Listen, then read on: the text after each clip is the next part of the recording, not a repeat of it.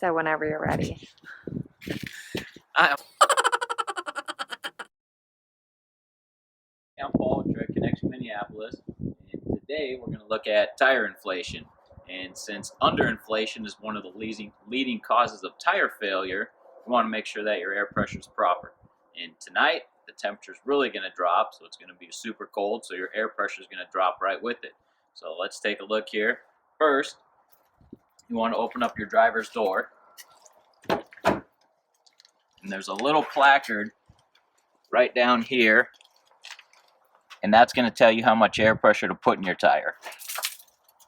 You want to go off of that. Your tire is also going to have a maximum air pressure on it, but don't go off of that. Go off what the manufacturer says on the door placard.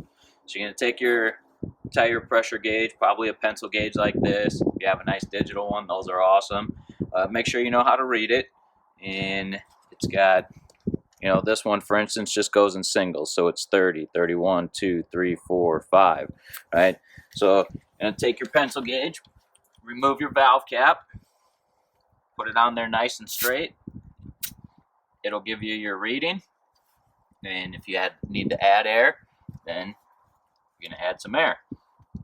You can, if you have a air pressure at your house, if you have a little pump, you can air it up at your house. If you have to go to a gas station, odds are you're going to have a nozzle similar to this. So you want to take this,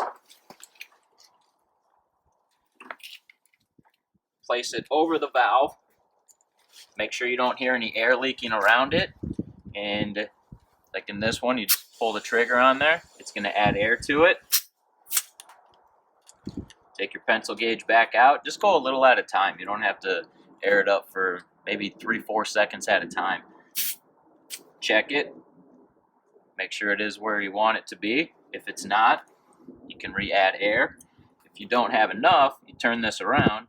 On the back, there's a little spot where you can just put it in there and release air from the tire. So if you put too much in, no problem. Take a little out, check it again. Okay, that's where we want to be. Take your valve cap, screw that back on.